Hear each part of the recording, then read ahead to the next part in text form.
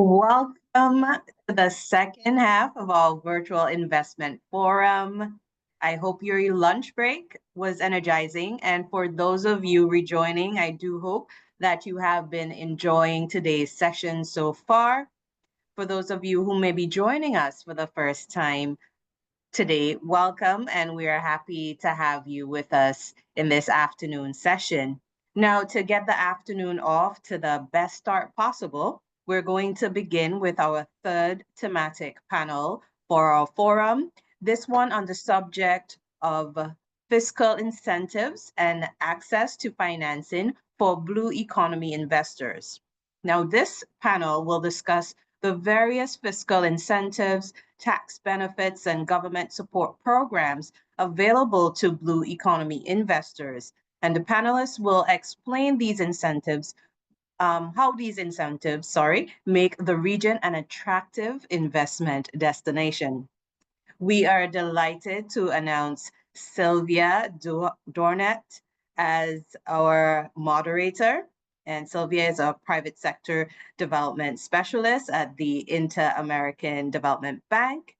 And joining Sylvia this afternoon is our esteemed panel, comprised of Victoria Penson, Deputy Development Director, FCDO, Professor Justin Robinson, Pro Vice Chancellor for Economics and Finance from the University of the West Indies Cave Hill campus, and Nadine Agar-Juliard, Director of Export Marketing and Promotions from Invest SVG. I hand it over now to you, Sylvia, for us to engage in this another exciting session for today's forum. Thank you. Thank you so much. I'm so honored to be here. First of all, do you hear me with an echo? Because I was hearing people with an echo and I didn't know whether it was me. I can hear you fine, Julia. There was a slight something, but I don't think it's too distracting, at least not from my end. Yes. Okay, great. So I'm so honored to host this session or to moderate this session about fiscal incentives and access to finance for blue economy investors in the Eastern Caribbean. And to provide some context for the session that I think will make it really relevant, I just wanted to provide a few facts about foreign direct investment in the Eastern Caribbean in the last 10 years, right? So between 2012 and 2022, OECS countries attracted 59 foreign direct investment projects, which were $5 billion in capital expenditures and created nearly 19,000 new jobs, which is really great and important and impactful for the Eastern Caribbean. About 30% of those projects were in the tourism sector, and naturally, after COVID, tourism investments were hit. And therefore, this is why we're hosting this webinar on how can the blue economy be a new growth sector for the Eastern Caribbean. And certainly the Organization of Eastern Caribbean States, I mean, they have the development of the marine economy and the blue economy as a priority area.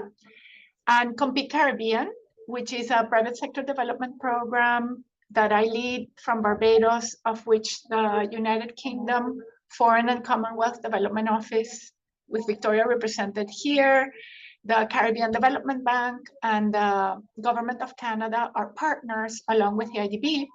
We have been supporting the Eastern Caribbean countries in this priority sector. First, by doing like a legislative gap to see how the countries could align with the international treaties that they have signed for the blue economy. Second, to see how data can be collected to develop monitoring, reporting, and verification systems that can ensure the sustainability of the ocean base, which sustains the blue economy. And third is this webinar, along with a strategy of how to attract more blue economy investments into the Eastern Caribbean. So before this webinar, we had done a study. We commissioned a study for the Eastern Caribbean to see which are important or which are sectors and subsectors within the blue economy that would be very attractive for foreign direct investment. And there are 4 actually: ocean and coastal tourism, which has been kind of like a more traditional sector, except there sustainable waste management and ferry operations, hybrid or electric vehicle were identified as important. Aquaculture and fisheries, marine environment and energy, and maritime shipping and transport. So here we have our esteemed panelists, and now we want to talk about, how we can finance either through fiscal incentives or other methods of access to finance the development of these sectors in the Eastern Caribbean. And I wanted to turn first to Nadine Juillerat, who's from Invest SVG. And Nadine, I was wondering if you could tell us a little bit about what kinds of fiscal incentives exist in St. Vincent and the Grenadines and maybe some of the other countries for blue economy investments specifically. Hi, everybody. Good morning. Good afternoon. Sorry. Thank you so very much for having me on the panel today. Thank you especially to Raphael for getting me online in the first place. It proved difficult somewhat, but thank you again. All right. So within the OECS, within the Caribbean region, we have a vast amount of opportunities for investment, and some of us have quite a few priority sectors. Naturally, I can only speak definitively to my own jurisdiction, which is St. Vincent and the Grenadines. But for St. Vincent, we have 7 specifically mandated sectors that are in no particular order: agro-processing, light manufacturing, information and communication technology, ITC, international financial services, IFS, tourism, renewable energy, and the creative sector. And I think that quite a few of us will have those sectors fall under our repertoire of promotional mandated sectors. Some, of course, will have, like Guyana, and so within the region, they will have mining and extractive sectors, forestry, and so on under theirs. The others of us are a bit too small to accommodate some of those things. So we offer incentive packages under all of those. The tourism sector has its own incentives which are unique to it. In St. Vincent, we have such incentives as exemptions for 10 to 15 years,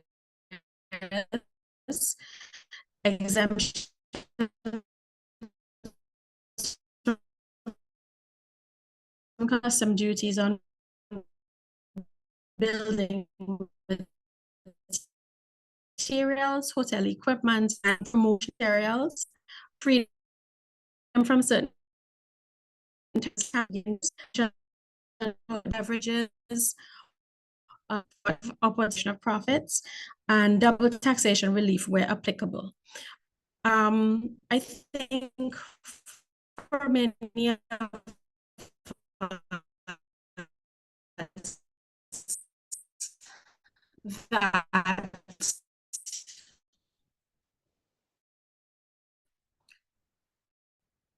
my connection is fluctuating, so I apologize for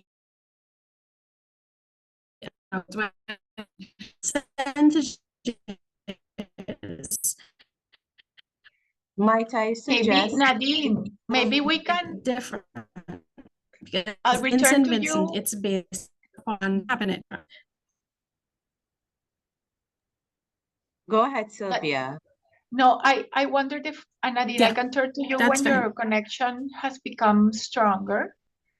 I do want all of you to invite all of you to go to the lobby. That's okay. That's okay. Great. Okay. Thank you. In the lobby for this event at the exhibitors booth, you can find an exhibition center for Invest SVG, as well as for Grenada and St. Lucia. And all of them have brochures with fiscal incentives that each of those countries has. So Victoria closed her camera, but I think she's still there. So Victoria, given that you work at the Foreign and Commonwealth Development Office and have had some experience with fiscal incentives, I was wondering, and you know, the United Kingdom, through its international aid, supports many countries in many different regards. I was wondering if you could provide us with a little bit of an overview of best practices in fiscal incentives globally, at least from the experience of the United Kingdom. Thank you. Good afternoon, everybody, and thank you for having me at today's session. It's great to be here and to learn from my fellow panelists as well. In terms of the sort of broader fiscal policy space, we've been doing some work at FCDO on the global evidence base on what works. So in terms of the fiscal incentives, they do need to be very carefully considered. Looking across the spectrum, the tax incentives need to be very carefully designed, or they can be ineffective and poor value for money. Tax expenditures often have a high fiscal cost, and the global minimum tax, which many countries are currently responding to, aims to end the race to the bottom on incentives. In general, we think it's probably worth moving away from fiscal incentives and focusing elsewhere to attract investors into an economy. For example, improving the business environment more broadly by improving the macroeconomics, infrastructure, and labour quality, and making the tax system easier to navigate, more predictable and fair. That said, there will be cases where a tax incentive is genuinely what is needed to change investor behaviour from not investing to investing. In that case, the country should focus on the type of incentive, so cost-based rather than profit-based, being clear on what the incentive is trying to achieve and who the intended beneficiaries are, and also when it will end. Governance issues such as improved transparency, clear systems for granting and monitoring incentives, and clear plans for how to evaluate effectiveness are key. Needless to say, with the right policy environment, we see the blue economy as a substantial opportunity for inclusive economic growth in the Caribbean region and a way to support economic diversification.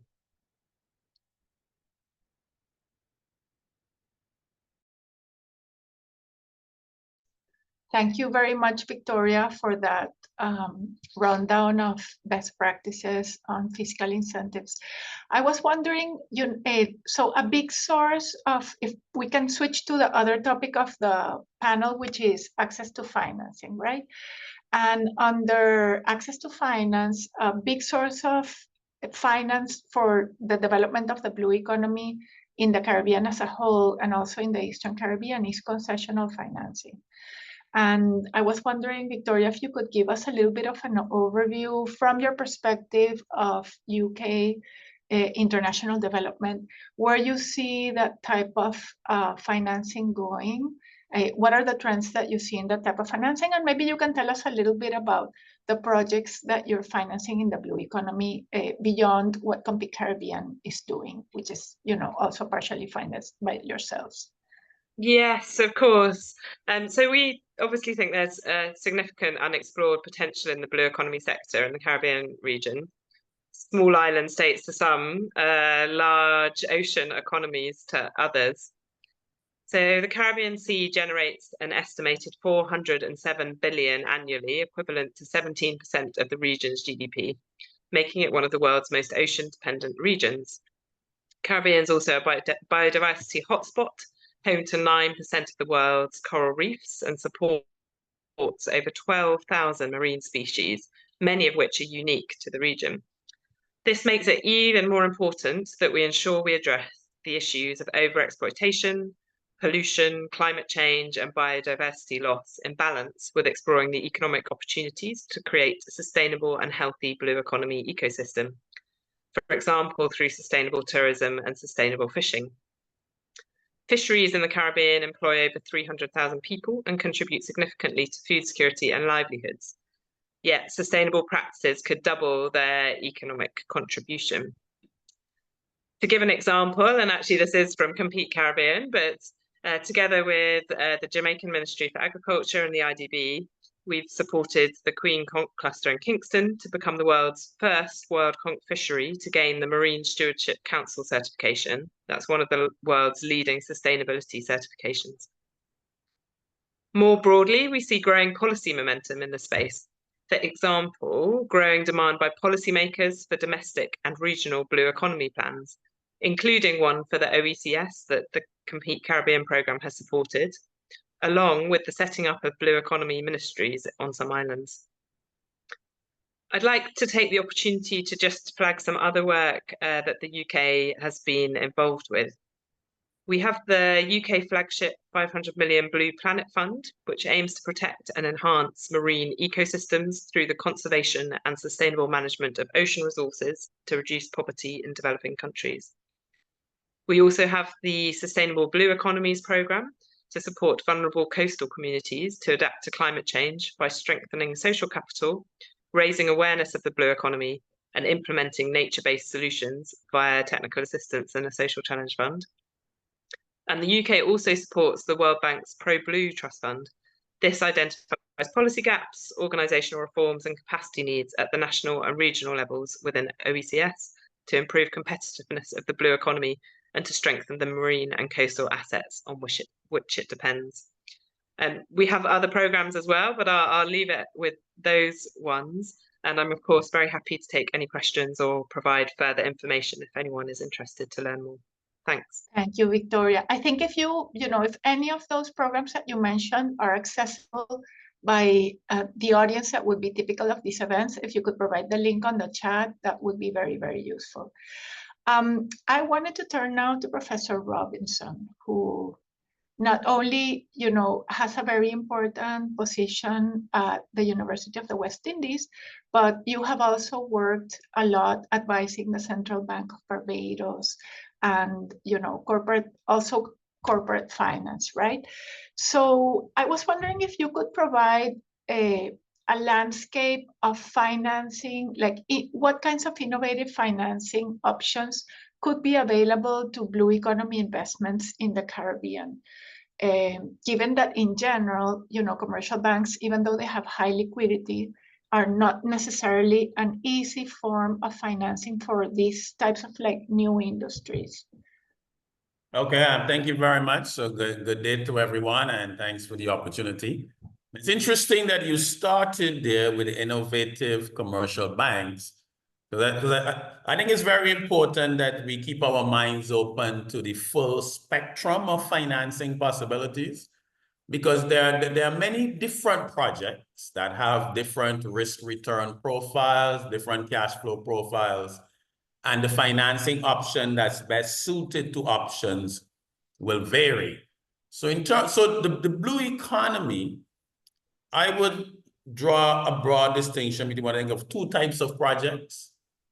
Projects that are more capacity building, that have more of a public good feature.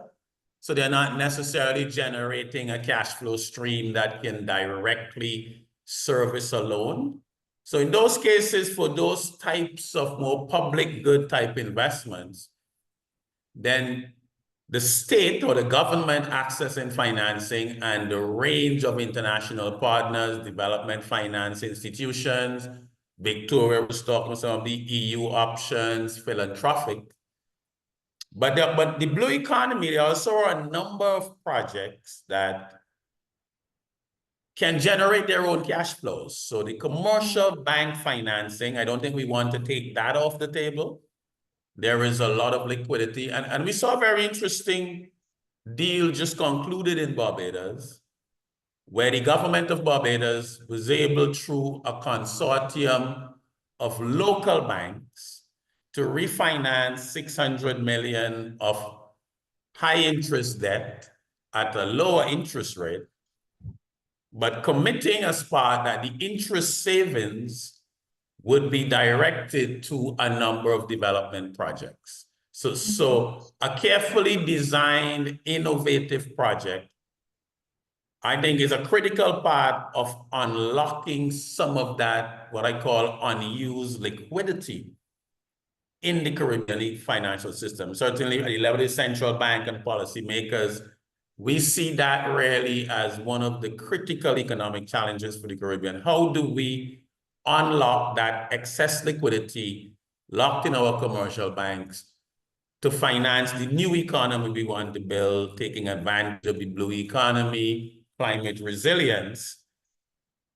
And so there's really a range going from the commercial banks, also very interested in global venture capitalists, impact funds. Many of these players are seeking to diversify their portfolios. They are looking for investments in the developing world and bridging that awareness gap between our domestic entrepreneurs and others seeking to fund blue economy projects and their awareness of global partners. So, for example, in the educational field, at the UWI, we were just launching a global online school to deliver programming around the Sustainable Development Goals as a for-profit entity. And we were able to attract quite a bit of financing through IDB Invest, because it's a bankable project, but also a global impact investor, Blue Like an Orange. Again, we came on their radar through the IDBI, and they're looking as part of their global portfolio operations for investments in developing countries where the returns are not as highly correlated with their traditional portfolios. So these projects can play quite a distinct. So I think there's a tremendous role for the designing and structuring, because there is a litany of financing options from your traditional commercial bank, blue bonds, the Green Climate Fund, and one can go through the spectrum, but structuring of these deals is important. And I think quite critically, addressing some of the information asymmetries. I mean, I guess as a financial economist, you have projects that are seeking funding. You have funding that is there domestically and internationally. Why aren't you having that required intermediation?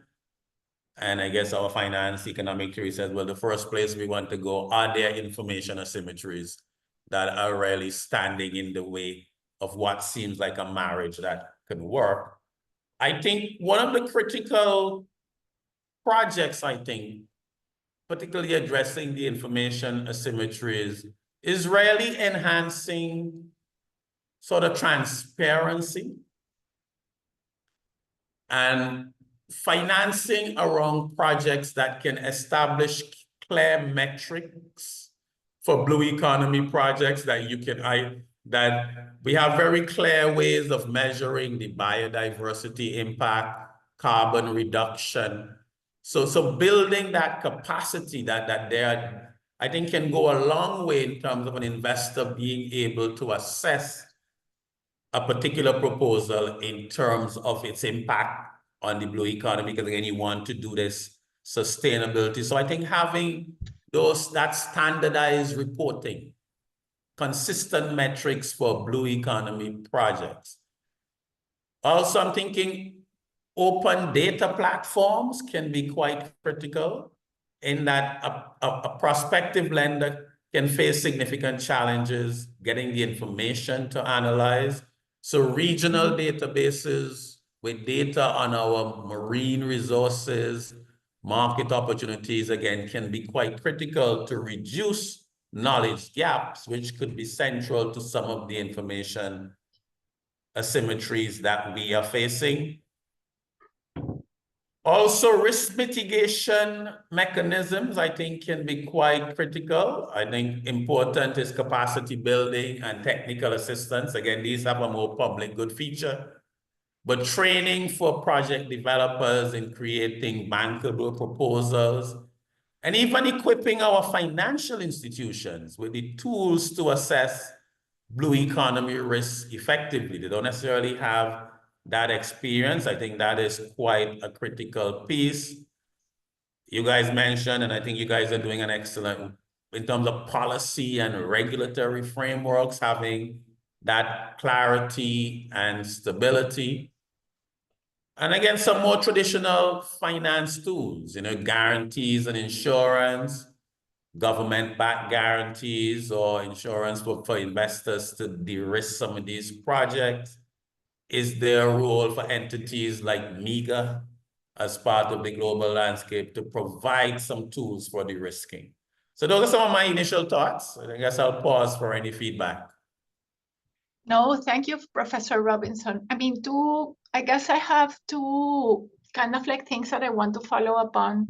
Thank you for making the distinction between blue economy investments that have more of a public good aspect versus the others. But it certainly for those that have a public good aspect, and even the swap that you talked about in Barbados, it would seem that the government is a very important actor there, right? Just in terms of even being able to structure an operation like that, right? Because it's a guarantor, et cetera, et cetera. And that's there when the private investors come in, right? That's really just a comment. It's not a question, but maybe if you agree or disagree. I agree. Yeah. I agree that that's an important nuance, yes. Yeah, but I find, I mean, with respect to impact investors, we've been working in the blue economy in the Caribbean as Compete Caribbean ever since inception without calling it in the blue economy, and then in a more dedicated fashion after 2020 when we had actually earmarked funds for the blue economy. And I find that, impact investment is very attractive, but we've been approached by impact investors ourselves, and the pipeline of kind of like new businesses in the blue economy is very small, right? New businesses that are not the traditional, coastal real estate, etc. And even to develop that pipeline, from my perspective, it's very, very important to have kind of like public ecosystems that support these budding entrepreneurs and innovators until they get to a stage, because there's a lot of experimentation, and no private actor will support that. Right? No. Until they get to a stage where the impact investor can come in. So we had, like 2 years ago, at least 5 calls with impact investors, and they were all looking at the same 2 projects, right? So like, how do you kind of like broaden that portfolio of like budding entrepreneurs? That's on the one hand.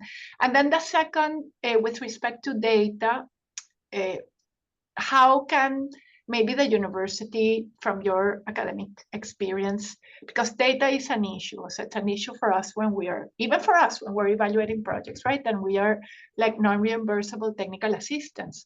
Like, how can we structure like more frequent, maybe better collection of like marine data and ocean related data that can help not only like project proponents develop a good project, but also prove the results of their projects.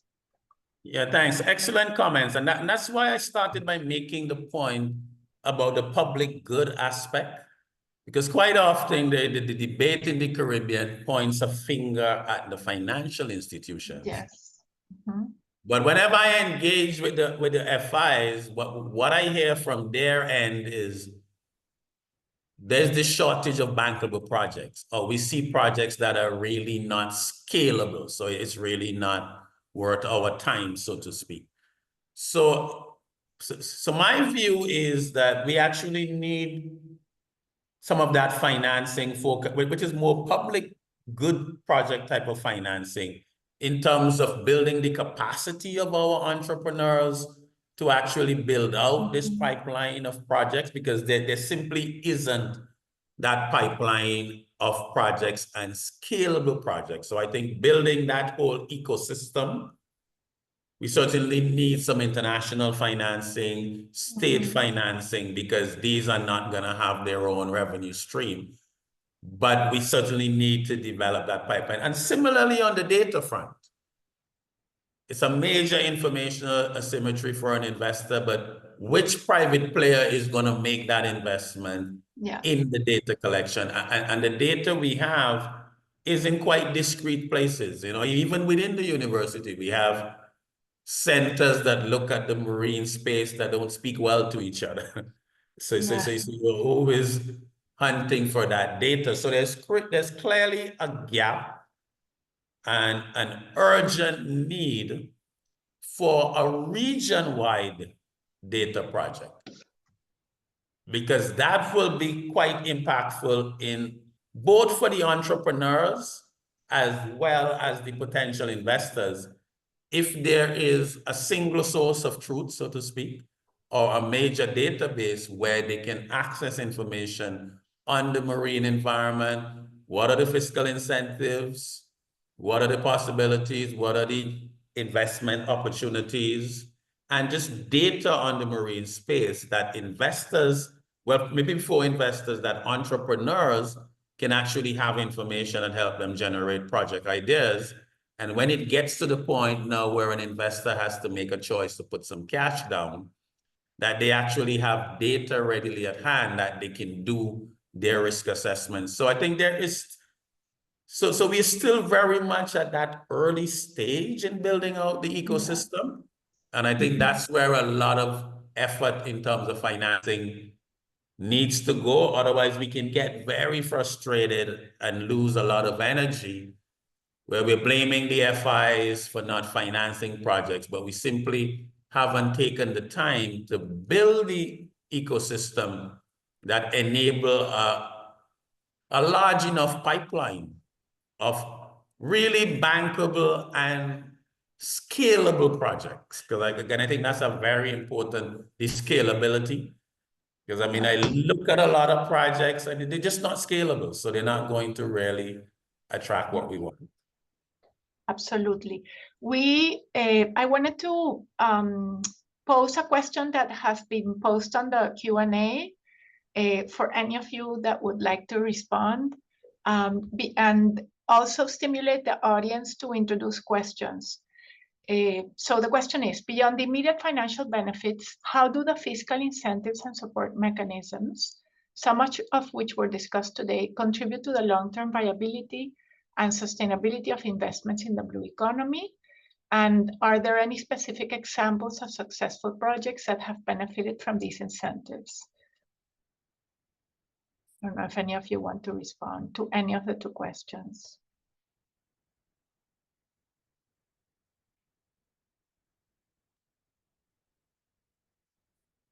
Thanks. I'm happy to come in briefly, not with a specific example per se, but just to re-emphasize the points on kind of good design, making sure that fiscal incentives are designed in a way which provide value for money and sustainability. I think part of the key to that is being clear up front on when any incentives stop and having a clear rationale or criteria in that space, and also ensuring predictability and in that way fairness across the spectrum. Thanks. Thank you, Victoria. I was wondering, Nadine, if your connection is good, if you have an example maybe of projects that have benefited from fiscal incentives in St. Vincent and the Grenadines, maybe that they were on the verge of whether to invest or not, and they invested because of the fiscal incentive, and what results were achieved. We have, can you, first of all, can you guys hear me? Can you hear me at all? Very well. Okay, very good. Thank God. We have recently introduced Rainforest Seafoods as one of the companies within our repertoire of seafood exporting companies. We have actually quite a few. We also have several MSMEs who completely apart from the questioner, who are involved in the blue economy in that they produce sea moss, and they produce sea moss that goes that they sell directly to Amazon in its primary form. They produce via value addition in terms of they make capsules, because if you go on Amazon, that is one product. Sea moss capsules are never in stock. They do, as soon as they hit the Amazon shelves, they fly off. But wow. going back to the large question of seafood companies. So we have Rainforest Seafoods, and they came to us a good while ago, so that we had time to establish relationships with our forestry, with our fisheries industry, such that we had time to measure the impact on our environment from their business practices. In addition to that, they also managed to form relationships. In St. Vincent, Rainforest Seafoods does not go out into the water and conduct their own fishing. They have relationships with our fishers, those who either pirogue fishing and so on, and they have relationships with those folks who own conch supply companies, whelk supply companies, lobster supply companies. So those folks will bring their catches straight to our Rainforest Seafoods, and Rainforest then processes. So we have quite the value chain within that, because Rainforest Seafood is bearing in mind, it's coming to us with several markets under its belt, because it's a Jamaican company, but it's in quite a few jurisdictions besides St. Vincent. And it already has developed supply lines to Miami and other areas. So that's one of them that has managed to integrate within our jurisdictional space, who took the time to make friends with, to play nice with both our fisheries and the existing suppliers on island. Super interesting, I hope that Nadine. answers. No? I hope that answers. No, yes. I think I think you both covered the point of how one can use foreign direct investment to complete a supply chain. In this case, your fishers, which maybe did not have access to overseas markets. I've been to rainforest operations in Belize, for example, and they quick freeze everything and export it. I think they were even trying to have like a live lobster exporting operation. And they're quite impressive, right? So, and then on the other hand, this issue of measurement of their potential impact, right? Which seems that because that's important. It's for those industries of that nature. It is important. It is very important for sustain. Yeah, now we're losing you again. Maybe turn off your camera.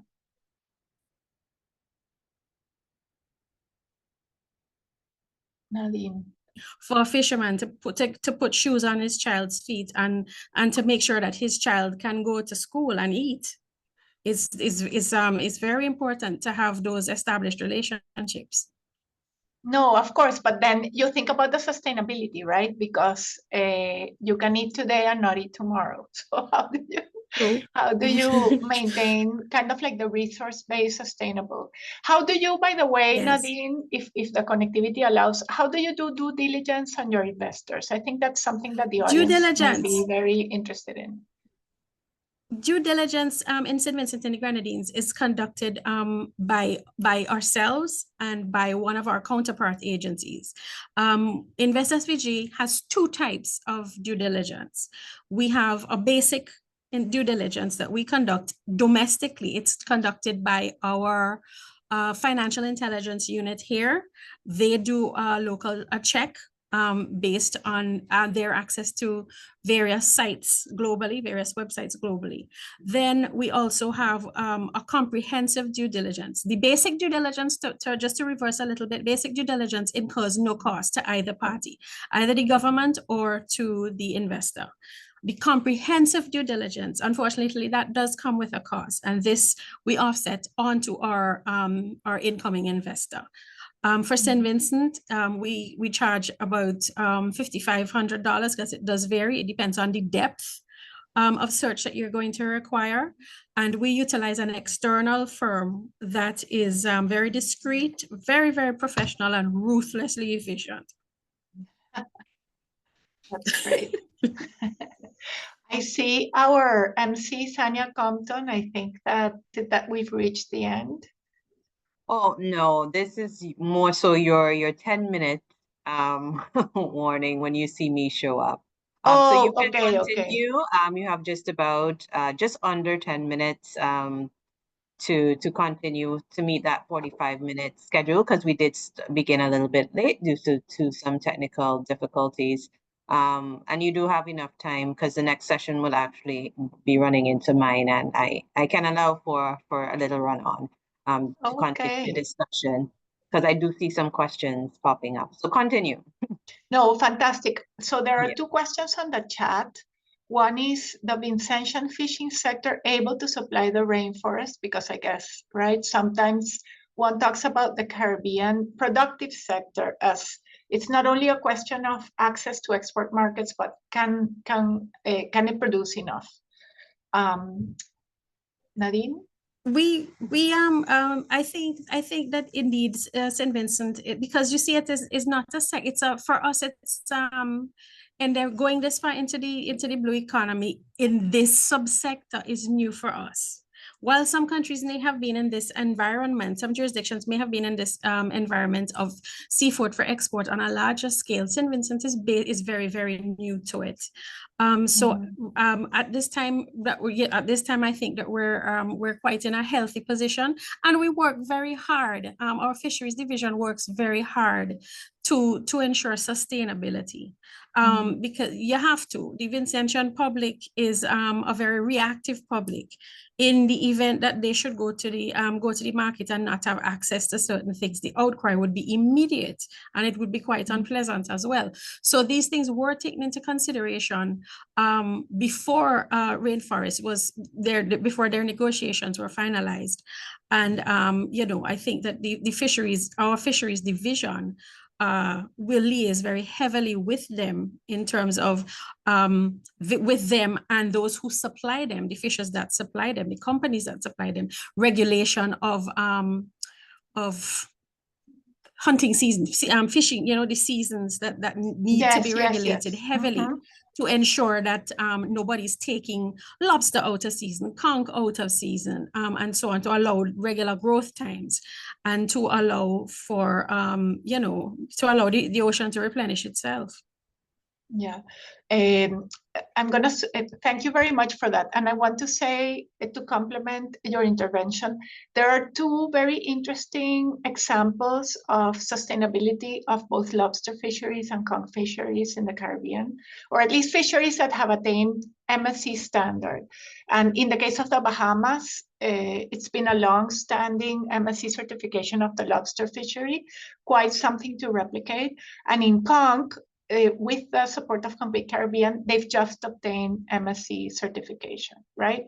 But they had come out of a 2-year period of no harvesting because the population sizes were so low. And when they reached that crisis, both the government and the private industrial fishers, they were like, we have to do something because, this fishery is gonna die. And that's what got the impetus to MSC certification. So there's a question on the chat for Justin, which actually asks about, it talks about that you've talked, Justin, about trust and good design for project pipeline building. And if you had to write a playbook of overcoming information asymmetry between viable blue economy projects and potential financiers, what would be the chapters or key steps look like?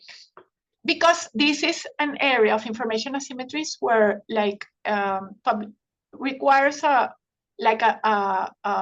it's a market failure, right? So it could require a response, a policy response.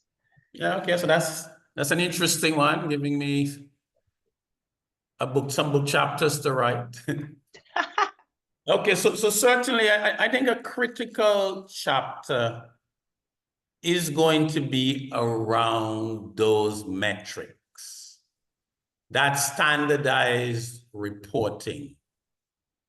Because as an investor, you don't want to go into an environment doing a blue economy project and then you find yourself with challenges around sustainability, some of the questions we're getting about the Vincentian environment and so on. So really one key chapter would be around standardized reporting. As an investor, I want to be able to go and know What are the standards I'm going to be judged by, that I'm going to be operating within the four corners of the world? And investors also have their own investors. So I can report back to my board so that I'm going to this investment, and these are some very clear standards that you as investors are comfortable with what I am doing with your money. So I see that as critical. Again, coming back to the open data platforms, I think that's just so critical in doing the due diligence that an investor wants. I mean, in a sense, I see that as the biggest source of information asymmetry. You know, what data is, what are the fish stocks? Mhm. At what point do we hit sustainability challenges, etc.? So I think those open data platforms and having access to that data and reliable data, because if you're going to have to, and again, which is why I think it's so important for us in the region to address this. Our projects are never going to be the largest projects, almost by definition. But skilled analysts, financiers, their time is expensive. So in terms of the charge out rate to do all of that high level and in-depth analysis, it's just not going to make it worthwhile. So I think we have to invest in the infrastructure to ease that, to sort of make, to get over that data hurdle. The policy and regulatory frameworks, again, the clarity and stability. I mean, I've had so many investors say to me, when they come to engage in Barbados, you know, I read through the stuff, but it all seems that the legislation always has some stuff that is at the discretion of the minister. Can I really trust this, and so on? So having that clarity, stability, because investors understand risk. That is their business. They take risks all the time, but they need to understand that the playing field that they're going to be playing on is not going to be shifting under them. So that clarity around the rules, and then the capacity to de-risk the project, de-risking tools, whether it's government-backed guarantees, role of places like MEGA, blended finance models where concessional funding might really absorb the first losses and so on. So I think having tools to really manage and mitigate that risk of coming in to a small space, that there is a larger element of risk. And I think those risks, because again, investors think like that. You know, you have to report to your board. What happens in the worst case scenario? What can go wrong? How do we manage those risks? So those, I think, would be some of my critical chapters. And I hope I've answered the question. Thank you. No, I think you've provided a lot of information. I wanted to ask you about the data, like this open data portal, the idea of the open data portal. Who do you think should finance it? Who should collect the data? Where should it sit? Like some of those ideas. Is there a role for the University of the West Indies in any of those three kind of like functions? I think it should sit in a space where there's high trust. So I think it's important that the space is a space that enjoys trust, a space that has a regional outlook as well. So it's really not thinking country by country. I think that's very important for investors to have that. So I would really see that the project would be housed, led by a regional entity, whether it's something like the CARICOM, Eastern Caribbean Secretariat, or somebody like the UWI that already has a regional footprint, or even a collaboration between those types, because there is a lot of data and it's really going to be around collating it and having that single space.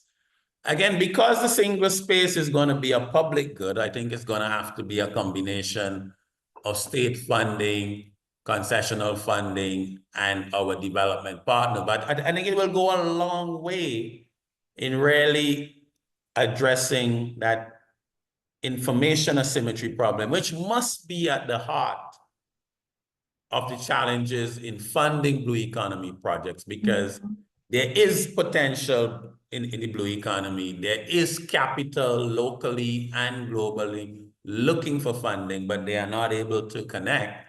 So that information asymmetry must be one of the main culprits preventing that. So I think that open data platform housed in a region-wide entity that enjoys a lot of trust from the public and international sources. And because of the public good nature, I think it needs to be funded by a combination of state, philanthropic, donor type funding. Okay, great. Sanya told me like 2 minutes ago that 3 minutes were left. So do we close? Yes, I Alf? don't know if there are any final questions. We can probably allow for one question if you have observed any other No, questions. I wanted to combine one question that was left in the chat that with Justin's last point and as something of Nadine, because I think, so somebody in the chat asked, and I think they're referring really to this data and information that you, not from Rainforest Seafoods itself, perhaps, but the data and information that you collected on the fisheries environment that helped you make the decision about whether to support Rainforest Seafood or not.